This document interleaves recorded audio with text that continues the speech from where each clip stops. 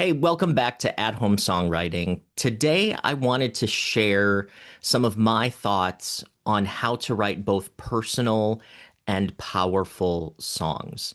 So, these tips are things that I have picked up over the years in writing my own songs, working with other writers, and just kind of listening and paying attention to some of the songwriters that I really like Carole King, Billy Joel, Ed Sheeran, Savan Katecha, Taylor Swift. I have a lot of writers that I really look up to and writers that I think capture both this personal and powerful thing.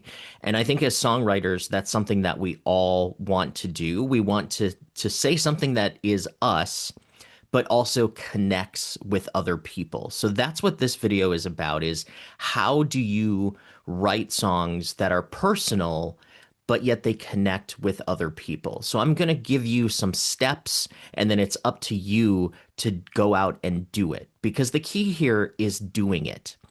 Just because you know something doesn't mean that it kind of gets into your art or your songs. You have to practice it. So I would encourage you to take notes and then go out and try to write something with my tips. So welcome. Let's get started. The first thing you're going to want to do is start with real emotions or real stories. And this means things that are real to you. So think back to a moment from your life where maybe it hurts a little bit.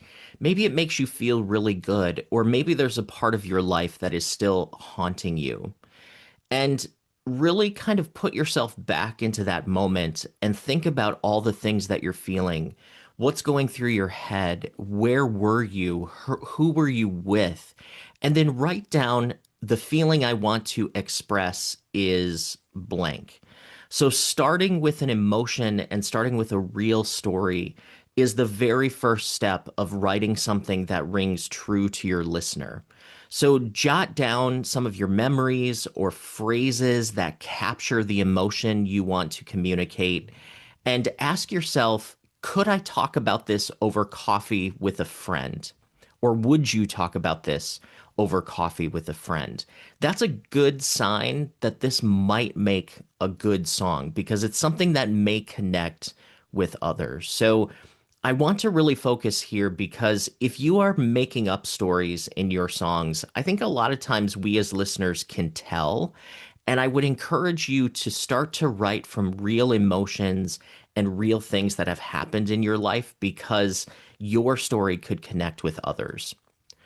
Also, be sure to think of it in your situation, but also think of it how it becomes relatable to the others. So the question to ask yourself in this situation is, what is the big truth behind this feeling? So try to summarize, here's kind of the situation, here's the emotion I want to communicate, and then this is why it's true.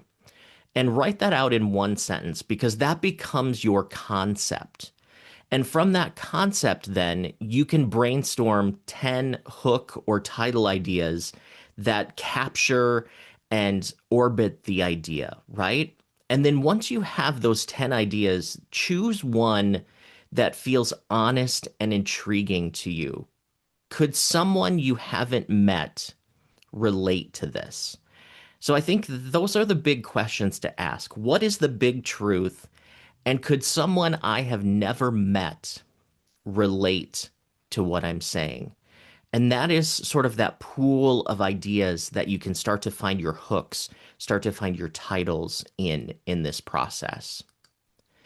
And then you want to also focus early or as early as possible on where are we going with this melodically. So your melody, as I've talked about in other videos here on the channel, your melody is ultra important because it's the vehicle that delivers your lyric.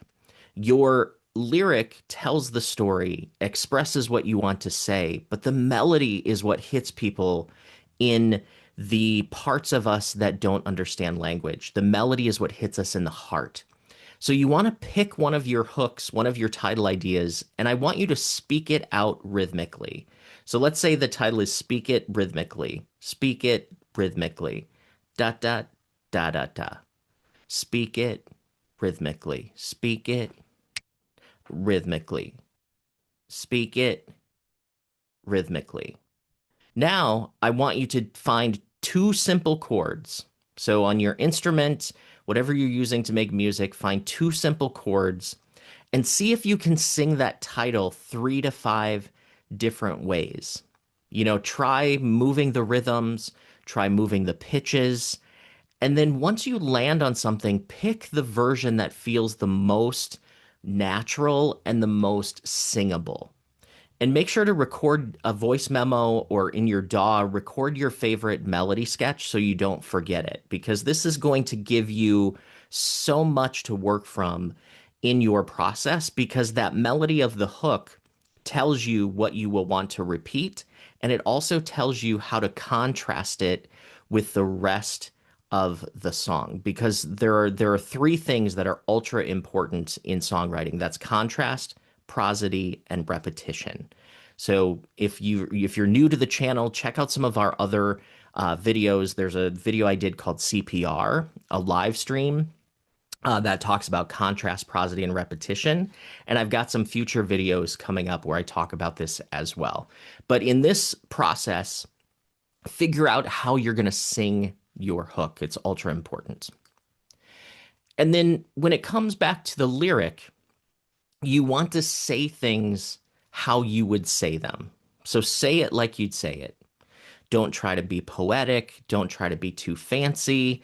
Don't try to use big words. One of the mistakes that a lot of writers make is they try to sound very intellectual, or they try to sound like they have a giant vocabulary, which is fine if that's your style, right? But a lot of times people listening don't get impressed by that. They get impressed by what you're saying, not the words that are delivering the message, right?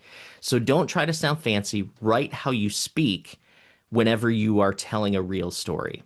So use complete thoughts. Try not to write in fragments.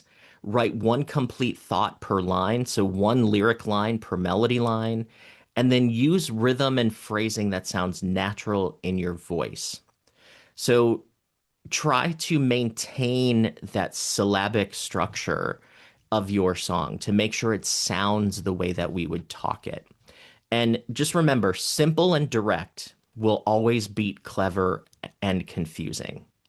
So write that down. Simple and direct always beats clever and confusing. Next is, if you want to stand out and if you want to make your song memorable, you need to zoom in and you need to give us specific details. So the more specific you can be, the more universal you can be. So think of Billy Joel's songs like Vienna or Scenes from an Italian Restaurant. Also his song Moving Out. Listen to how he uses characters, he uses names, he uses places, he uses dialogue. I mean, Billy Joel's Piano Man, hello, it's very specific and it's very memorable, and that song has become timeless. So think about how you can use specifics like real places, real names, how people speak, real objects. Give your listener something that they picture, not just feel. And then you can also kind of twist the angle, right? So what's your unique perspective on this emotion, and how are you putting the listener into the scene? And just remember that one juicy word or one cool image can really make the whole song pop. So I want you to really consider this idea here. The more specific, the more universal. This takes a little while to kind of internalize, but I think once you have a chance to do this, it will improve your writing and it will make your writing connect with more people in such a big way. Also, we want to build an emotional journey for our listener. So some of you and some of the writers that I work with, they want to break tradition. They want to change the song structures. They want to get extremely experimental. And I think that's fine. But I want you to remember that there's a reason why the verse, chorus, bridge, chorus structure works so well. This common structure allows you to automatically build in tension and release. So you're doing showing and telling, building and releasing. So you have verse, chorus, bridge to build contrast, and then your chorus, right? So your verses, they're setting the scene. They're where you get really specific, and then the chorus is where the emotions are.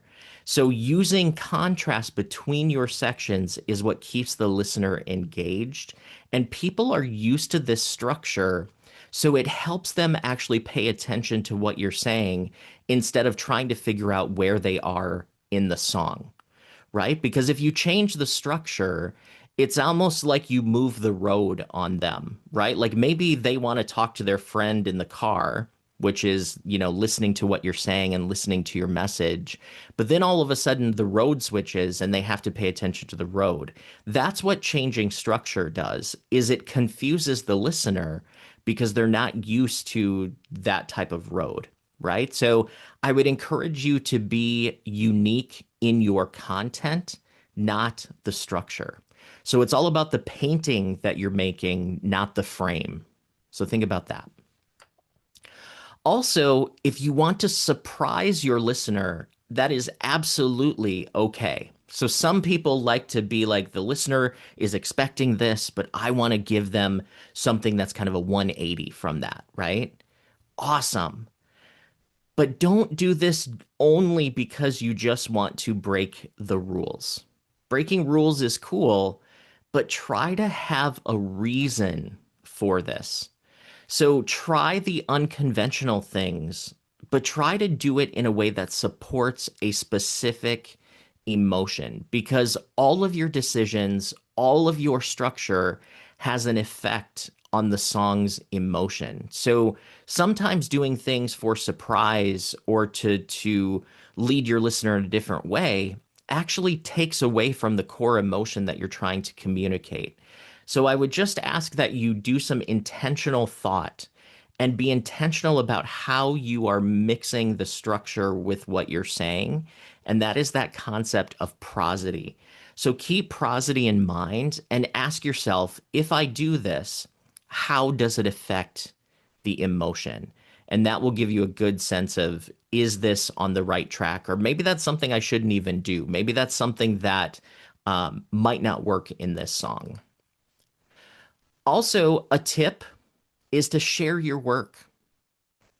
Get an idea of how your work is landing with others. Maybe there's an online group that you're a part of. Maybe there's other songwriters that you work with. Try to get real feedback. And some of it's nonverbal feedback, right? So just look at people while they're listening, and you can tell when they're tuned in and when they're tuned out. And if you start seeing feedback or reactions that repeat, those are the things to really focus on. Those are the things to take seriously, and maybe you want to try something new. The other thing is, if you want to sort of be your own set of fresh ears, walk away, put the song away for a few days, a week, come back to it and listen to it while you're not necessarily paying attention to it, and listen like you didn't write it. So coming back with those fresh ears can tell you a lot about, where do you feel that cringe? Where do you feel like the energy falls out? Songs are all about feeling. So you want to pay attention to where the feeling is lost or where you're taken out of that spell. And if you want to edit like a professional songwriter, don't be afraid to kill your darlings.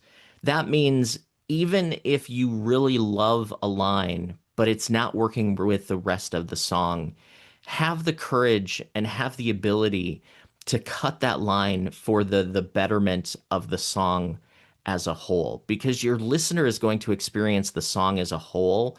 A lot of times they're not going to just focus on one line. You want the song to really stand out. And coming back to where we started, it's all about real emotions. It's all about finding who you are as a songwriter and writing things that move you in order to move other people. So try to focus on the truth and not the trends. So when you're chasing trends, that can a lot of times lead to some forgettable songs because they sort of blend into the wallpaper, right?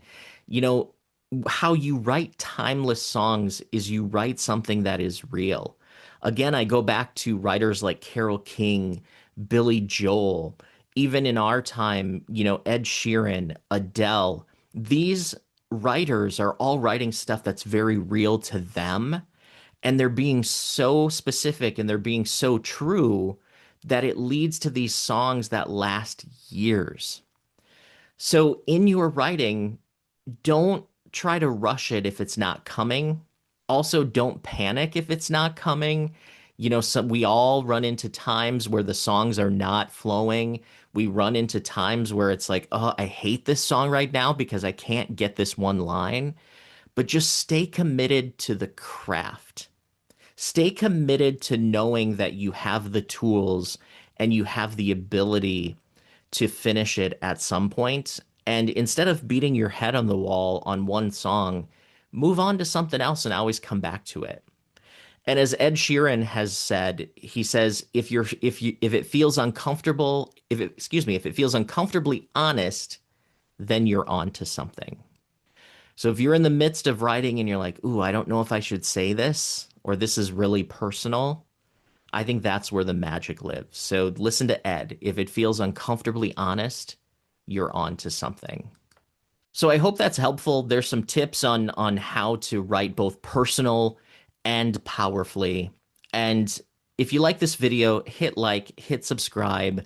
I have some free online workshops and free online courses. You can also join the free online community at my site at athomesongwritingcourses.com. But if you want to continue learning with me, check out this other video, and I will see you next time.